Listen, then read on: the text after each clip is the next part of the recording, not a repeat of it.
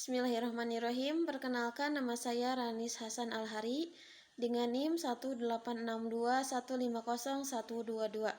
Saya merupakan mahasiswi dari Universitas Pancasakti Bekasi, Fakultas Ilmu Pendidikan, Program Studi Pendidikan Guru Pendidikan Anak Usia Dini. Video ini saya buat untuk memenuhi tugas UAS mata kuliah Profesi Keguruan dengan dosen pengampu Ibu Dokteranda Rizawati MSI. Pada kesempatan ini, saya mengambil tema pengembangan keterampilan melaksanakan model pembelajaran efektif.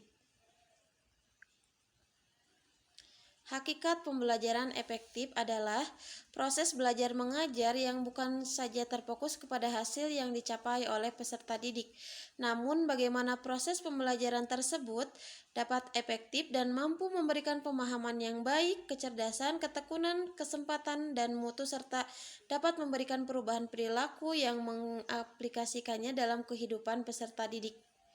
Selain itu, pembelajaran efektif akan melatih dan menanamkan sikap demokratis bagi siswa serta dapat menciptakan suasana pembelajaran yang menyenangkan sehingga memberikan kreativitas siswa untuk mampu belajar dengan potensi yang sudah mereka miliki, yaitu dengan memberikan kebebasan dalam melaksanakan pembelajaran dengan cara belajarnya sendiri. Selanjutnya, pengertian komunikasi efektif dalam pembelajaran. Dengan demikian, keberhasilan kegiatan pembelajaran sangat tergantung kepada efektivitas proses komunikasi yang terjadi dalam pembelajaran tersebut. Dalam pembelajaran, proses transformasi pesan berupa ilmu pengetahuan dan teknologi dari pendidik kepada peserta didik mampu memahami maksud pesan sesuai dengan tujuan yang telah ditentukan, sehingga menambah wawasan ilmu pengetahuan dan teknologi serta menimbulkan perubahan tingkah laku menjadi lebih baik. Yang selanjutnya, fungsi komunikasi dengan media dalam pembelajaran. Yang pertama ada memberikan pengetahuan tentang tujuan belajar. Pada permulaan pembelajaran, siswa perlu diberikan pengetahuan tentang yang akan diperolehnya atau keterampilan yang akan dipelajarinya. Siswa harus dipertunjukkan apa yang diharapkan darinya, apa yang harus dapat ia lakukan untuk menunjukkan bahwa ia telah menguasai bahan pelajaran dan tingkat kesulitan yang diharapkan. Untuk pembelajaran khususnya yang menampilkan gerak dapat menunjukkan kinerja atau perform yang harus dipelajari siswa. Dengan demikian dapat menjadi model perilaku yang diharapkan. Selanjutnya, memotivasi siswa. Salah satu peran yang umum dari media komunikasi adalah memotivasi siswa. Tanpa motivasi, sangat mungkin pembelajaran tidak menghasilkan belajar. Usaha untuk memotivasi siswa seringkali dilakukan dengan menggambarkan sejelas mungkin keadaan di masa depan, di mana siswa perlu menggunakan pengetahuan yang telah diperolehnya. Jika siswa menjadi yakin tentang relevansi pembelajaran dengan kebutuhannya di masa depan, ia akan termotivasi mengikuti pembelajaran. Media yang sesuai dengan untuk menggambarkan keadaan masa depan adalah media yang dapat menunjukkan sesuatu atau menceritakan hal tersebut. Bila teknik bermain peran digunakan seperti lawak atau drama, pengalaman yang dirasakan siswa akan lebih kuat. Film juga seringkali diproduksi dan digunakan untuk tujuan motivasi dengan cara yang lebih alami. 3. Menyajikan informasi media seperti film. Televisi, internet dapat digunakan untuk menyajikan informasi. Guru kelas bebas dari tugas mempersiapkan dan menyajikan pembelajaran. Selanjutnya, mengarahkan kegiatan siswa. Pengarahan merupakan penerapan dari metode pembelajaran yang disebut metode kinerja atau perform atau metode penerapan application. Penekanan dari metode ini adalah pada kegiatan melakukan atau doing. Program media digunakan untuk mengarahkan siswa melakukan kegiatan langkah demi langkah atau step by step. Selanjutnya, memperkuat pembelajaran.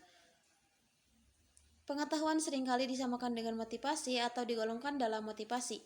Penguatan adalah kepuasan yang dihasilkan dari belajar, di mana cenderung meningkatkan kemungkinan siswa merespon dengan tingkah laku yang diharapkan.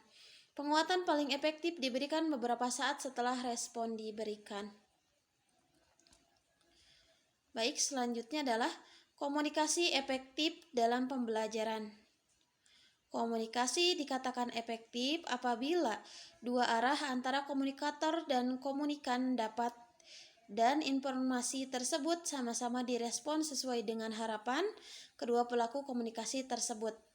Setidaknya terdapat 5 aspek yang perlu dipahami dalam membangun komunikasi yang efektif, yaitu yang pertama kejelasan, yang kedua ketepatan, yang ketiga konteks, yang keempat alur, bahasa dan informasi, yang kelima budaya. Kita bahas satu persatu. Yang pertama adalah kejelasan. Hal ini dapat dimaksudkan bahwa dalam komunikasi harus digunakan bahasa yang mengemas informasi secara jelas sehingga mudah diterima dan dipahami oleh komunikan. Kedua, ketepatan. Ketepatan atau akurasi ini menyangkut penggunaan bahasa yang benar dan kebenaran informasi yang disampaikan. Yang ketiga adalah konteks. Konteks atau sering disebut dengan situasi. Maksudnya adalah bahwa bahasa dan informasi yang disampaikan harus sesuai dengan keadaan dan lingkungan di mana komunikasi itu terjadi. 4. Alur. Bahasa dan informasi yang akan disajikan harus disusun dengan alur atau sistematika yang jelas, sehingga pihak yang menerima informasi cepat tanggap. Budaya. Aspek ini tidak saja menyangkut bahasa dan informasi, tetapi juga berkaitan dengan tata krama dan etika. Artinya, dalam berkomunikasi harus menyesuaikan dengan budaya orang yang diajak berkomunikasi, baik dalam menggunakan bahasa verbal maupun nonverbal, agar tidak menimbulkan kesalahan persepsi. Menurut Endang Lestari G. tahun 2003. Yang selanjutnya adalah suasana pembelajaran efektif. Beberapa suasana yang efektif dalam pelaksanaan proses pembelajaran. 1. Suasana belajar yang menyenangkan. Suasana belajar yang menyenangkan akan terwujud bila ada keterlibatan penuh, perhatian peserta didik tercurah, lingkungan belajar yang menarik, misalnya keadaan kelas terang, pengaturan tempat duduk untuk peserta didik agar leluasa dalam bergerak, dan adanya rasa aman dan bersemangat. Yang kedua, suasana bebas. Suasana bebas atau terbuka atau permisif merupakan kebebasan bagi siswa dalam berbicara dan berperilaku. 3. Pemilihan media, pengajaran, dan metode yang sesuai. Guru dituntut untuk mampu memiliki dan menggunakan media pengajaran sesuai dengan materi yang akan disajikan. Dituntut mampu menggunakan metode pembelajaran dengan cara yang merangsang untuk menghidupkan suasana pengajaran yang menyenangkan dan baik di dalam kelas. Upaya memelihara kondisi dan suasana belajar yang efektif. Upaya-upaya yang dilakukan ini merupakan usaha dalam menciptakan sekaligus memelihara kondisi dan suasana belajar yang efektif. Di antaranya, 1. Tanggung jawab pendidik. Guru sebagai perancang pengajaran dituntut untuk memiliki kemampuan untuk merencanakan kegiatan belajar mengajar secara efektif. Yang berarti guru harus memiliki pengetahuan dan keahlian yang profesional serta kesiapan pada proses belajar mengajar.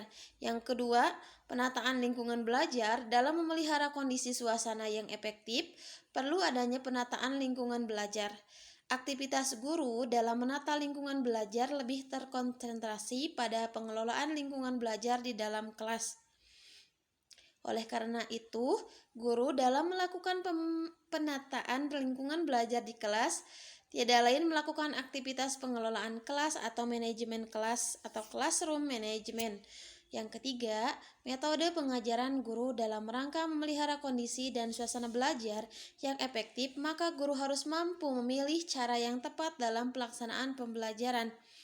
Karena mengajar adalah hal yang kompleks dan melibatkan peserta didik yang bervariasi, maka seorang pendidik harus mampu menguasai beragam strategi dan perspektif serta dapat mengaplikasikannya secara fleksibel. Kesimpulannya adalah Seorang guru memang perlu menguasai keterampilan komunikasi agar pengendalian di dalam kelas dapat dilakukan dengan sempurna dan efektif, yang nantinya akan berdampak pada proses belajar mengajar.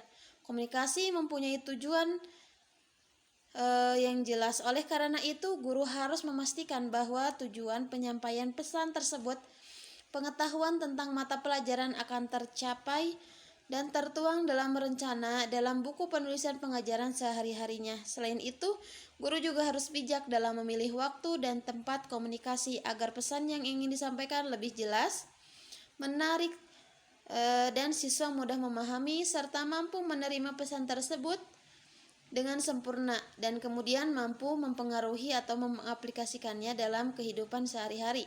Minat siswa dalam belajar dan menciptakan hubungan yang baik. Demikian presentasi dari saya, mohon maaf atas segala kekurangannya. Demikian presentasi dari saya, mohon maaf atas segala kekurangannya. Terima kasih.